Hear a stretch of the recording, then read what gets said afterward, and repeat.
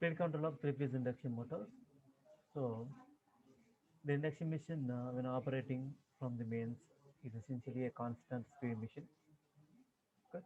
Many industrial dials typically for fan or pump applications have typically constant speed requirements, and hence induction machine is ideally suited for this. Okay.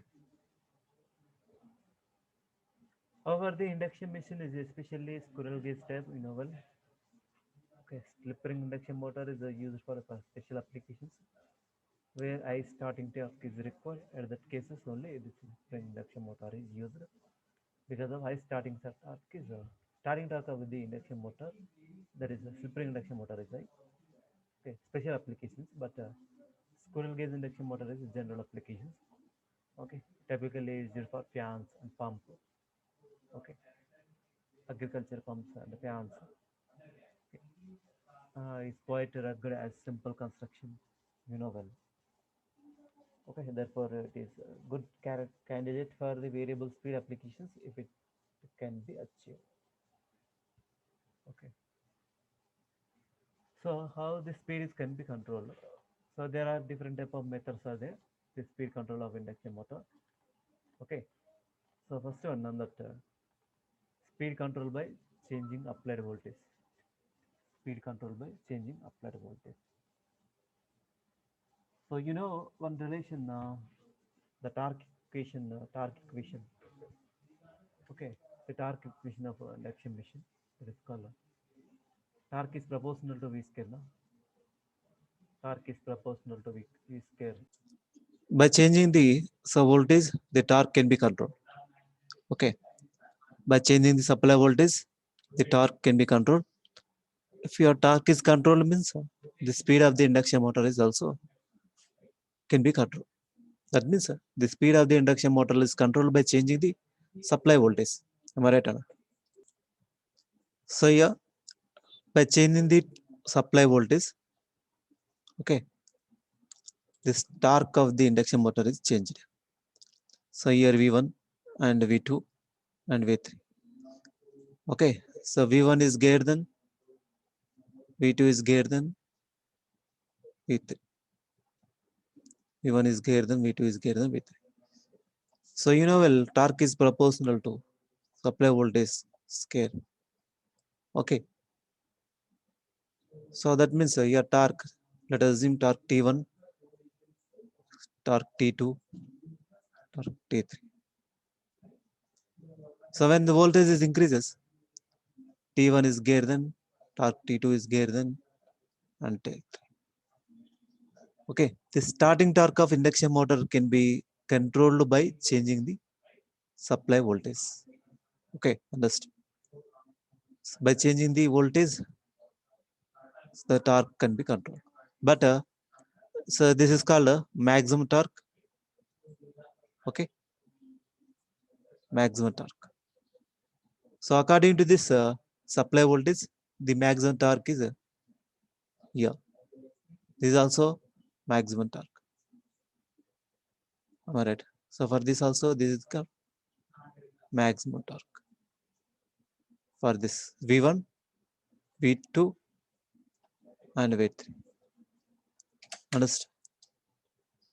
By controlling the voltage, the starting torque and the maximum torque also change. But slip at which the maximum torque is constant. So okay, yeah, this is speed and slip. Okay, slip at which the maximum torque is constant, but maximum torque can be controlled, and starting torque also can be controlled by changing the supply voltage. Okay, by using so by changing the voltage, the torque of the induction motor is can be controlled, and then speed is controlled easily. Okay, so this is about torque speed characteristics of three-phase induction motor for so voltage control method by changing the stator voltage. Okay, that is called supply voltage. By changing the supply voltage, we will get the this type of torque speed characteristics. Okay, and next rotor resistance control method. Rotor resistance control method. So from rotor resistance control method also, By varying the rotor resistance, it is possible to change the torque. The torque speed characteristics are so like this. Here, this is called R1 resistance. R1 is less than R2 is less than R3. That means so this very resistance is very high. R3 is very high compared to R2, and R2 is very high compared to R1. When the rotor resistance changes, the torque speed characteristics are changing like this. Okay, you know the relation maximum torque equation, slip at maximum torque, condition for maximum torque. Based on that, you can easily understand. So this torque is equal to K into S into E square into R2 divided by R2 square plus S into X2 square. So to get maximum torque, differentiate this torque with respect to R2 and is equal to 0. So you will get maximum torque condition. Okay, differentiate this equation. So you will get so like this. So differentiating equation, this equation, but here this equation. Differentiate this equation and equate to 0, result equal to 0. So we'll get, so from this relation, so this type of relations we will get. Slip is equal to, so but differentiate and is equal to 0. So we'll get R2 square plus S times of X2 square is equal to 2 times of R2 square. Okay, so we'll get like this. So differentiate this equation, dt by dr2 is equal to 0. Differentiate this expression, understood, and is equal to 0, same as like this. Okay, and then you will get slip is equal to R2 by X2. This is called a slip at maximum torque condition. Slip at maximum torque is equal to R2 by X2. Understood? So this equation differentiate with respect to R2. Okay, so like this, and is equal to 0, and you will get this type of relation. So slip at maximum torque is equal to R2 by X2. It's clear. So and here means, you know well, slip at maximum torque is equal to R2 by X2. Okay, slip at maximum torque is equal to, so R2 by X2. So relation, when this R2 is increases, slip at maximum torque is also increases. Okay, maximum torque is also changing, shifting the position maximum torque. Okay, so try to understand. So this slip at maximum torque here, R1 is okay, then R2 is increases compared to R1. R2 is more. That's why slip at maximum torque is also changes. For this, okay, for this slip at maximum torque,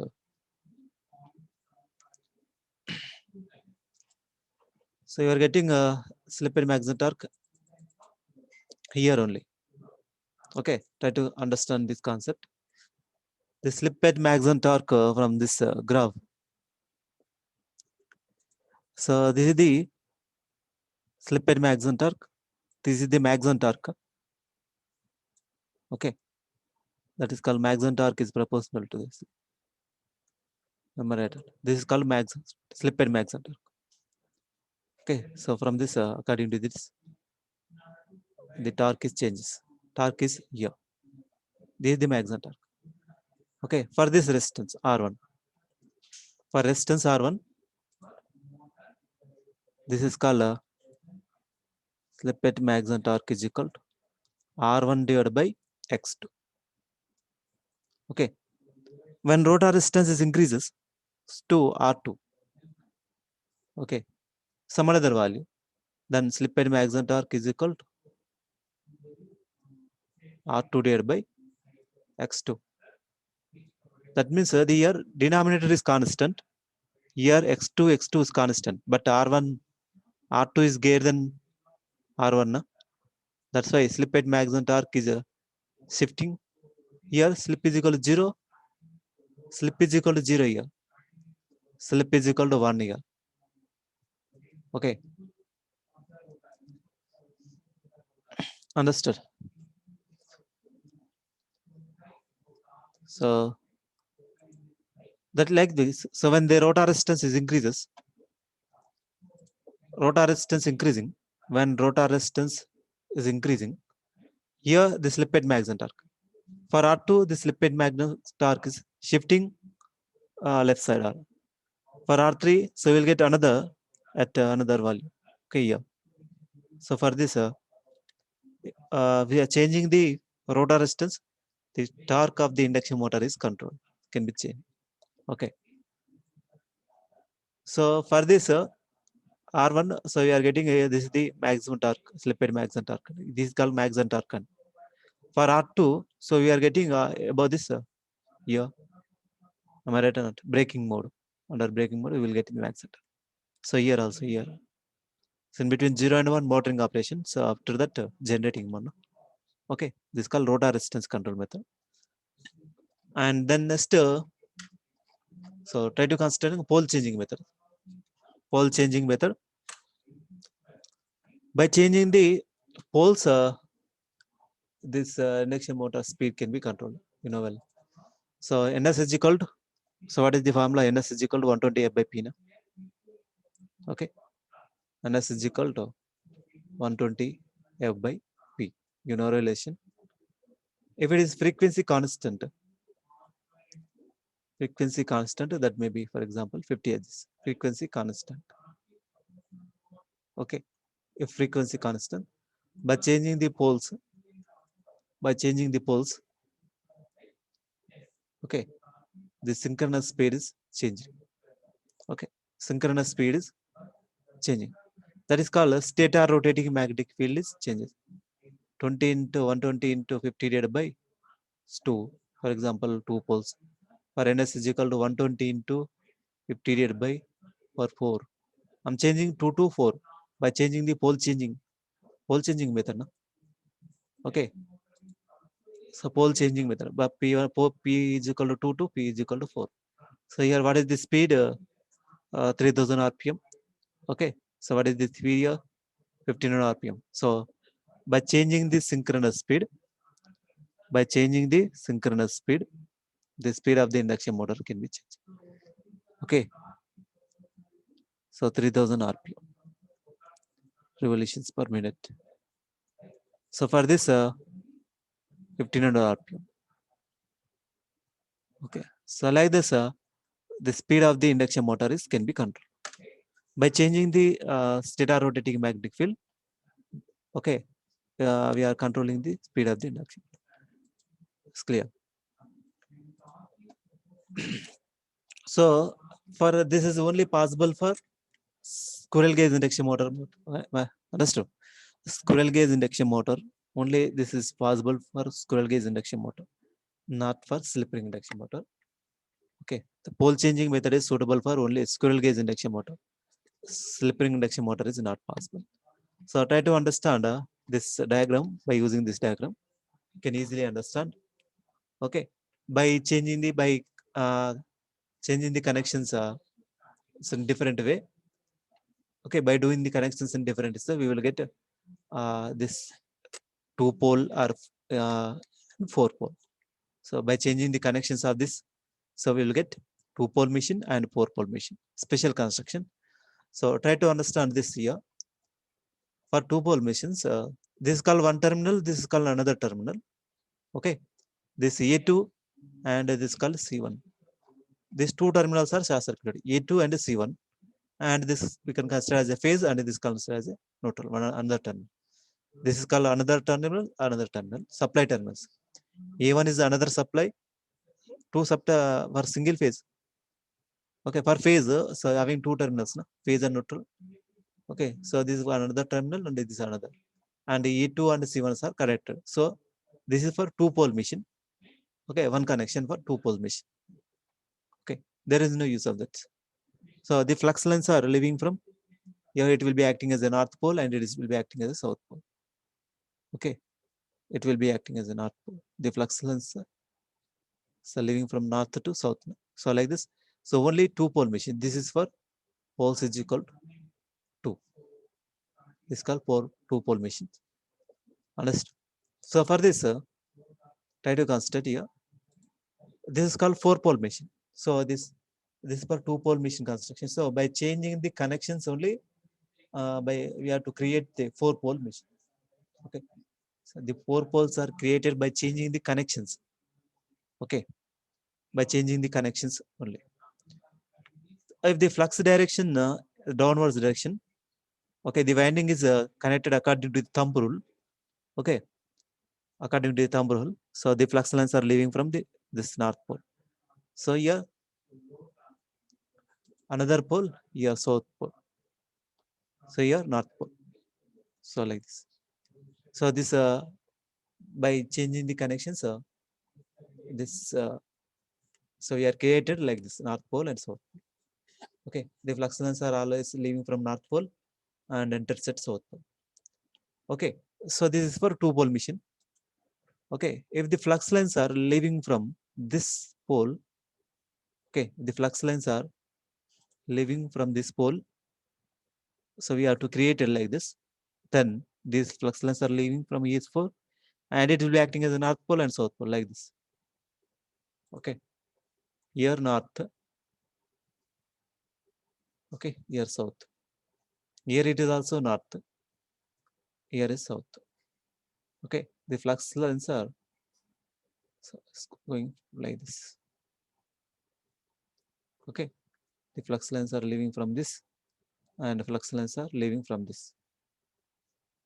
Okay, so like this, flux lines are flux links, flux passing like this manner, and the flux cannot go in this direction. Okay, that's why the flux, 50% of the flux is linking to the B, and 50% of the flux is linking to the D. So that's why this is will be okay. So it will be like this. So this is called as a, this is it will acting as a 2-pole machine. So this will be acting as a 4-pole machine. By changing the poles of the machine, so the speed can be controlled. So here for 3000 RPM for 2-pole machine. So this for 1500 RPM. So okay. So by changing the poles like this, special connection. So we have to control the 3-phase induction motor speed. Okay. Here north and here north. That means these 2 poles are okay. So it will become north pole and it's called south pole. So like this. So 2 north poles and 2 south poles. Here north pole and north pole, 2 north poles and 2. So that's why this is called 4-pole machine. By changing the connections, so we'll get 2-pole machine and 4 poles. This is a special feature. So okay, by changing the poles of the induction motor, so you have to control the speed of the induction motor by changing pole. This is called pole changing method. Okay, and next stator frequency control method. Stator frequency control method. So you know the relation now. Synchronous speed ns is equal to 120 f by p. Okay, ns is equal to 120 f by p. If the poles are fixed, for example, poles are constant. So poles are constant. Then ns is equal to, ns is proportional to frequency. By changing the frequency, it is possible to control the speed of the induction motor. Understood? The speed can be controlled by changing the frequency like this. Okay, ns is equal to 120 f by p. So here first by substituting the 60 edges, so we'll get one formula. Ns is equal to 120. For example, 4 pole, 60 divided by 4 for 4 pole. Poles are fixed. Okay, so we'll get approximately 1800. Okay, 1800. By substituting, by changing the frequency, so 54 edges. Okay, So by poles are constant, we'll get approximately 1620. Okay, and S is equal to. So like this, we'll by changing the frequency of the induction motor, stator frequency, the speed can be controlled. Okay, this is the graph torque speed characteristics of a three-phase induction motor. By changing the frequency, the speed can be varied. Okay, so like this. This is about controlling methods of three-phase induction motor. So this frequency can be changing by using different type of power electronics equipment. So that is called cycloconverter or inverter. Okay, by using inverter also it is possible to change the frequency. Okay, inverter output can be changed by using inverter output is the frequency of the inverter is changing. The frequency is can be changed by using inverter. Okay, and also voltage also changing. Although voltage also possible to change by using inverter. The output voltage of the inverter is possible to change. Okay, the inverter output frequencies and voltage both can be changing. Otherwise, the voltage maintain constant and the frequency is also changing is possible. By changing the voltage, okay, we have to control the speed. By changing the frequency, we have to control the speed of the induction. Okay, that is called inverter output. That inverter output. So here, the control scheme is nothing but inverter. So for AC generated, maybe variable frequency or fixed amplitude, or variable frequency, variable amplitude. So like this. By using the variable inverter, so we have to change the frequency. Okay, and also possible to change the voltage levels. This is about controlling methods of speed controlling methods of induction motor. Understood? Power stages in induction motor. So same as the transformer, here also there are different type of losses are there. The input of electrical power fed to the stator of the motor is converted into mechanical power. Okay, electrical power is converted into the mechanical power. Transformer is a static device, but there is induction motor is a mechanical device. Input is AC, input is electrical, output is mechanical. Okay. So electrical power is converted into the mechanical power at the shaft of the motor. Okay, the various losses during the energy conversions are, well, fixed losses are called stator iron losses and friction and windage loss. Stator iron losses. They are called fixed losses. Okay, stator iron losses and friction and windage loss. These two losses are fixed, and variable losses are stator copper losses and rotor copper loss. Variable losses are stator copper losses. These losses are depending on load current. These losses are depends on current. Stator copper losses and rotor copper loss. Understood? Copper losses are known as I-square loss. Okay. Stator copper loss. Okay, I-square R. Stator is having winding and rotor is also having winding. Okay, that losses are depending on current. Okay, if the load current is changing, the I-square R loss also changing. Okay, the load current is changes, the I-square R loss also changing. Stator copper loss and rotor copper loss.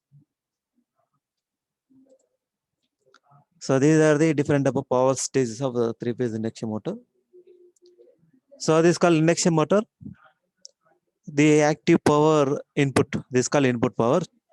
By using this 3-terminal box, connection box, we have to give the power supply to the stator. Okay, the stator having winding, am I right? So this winding.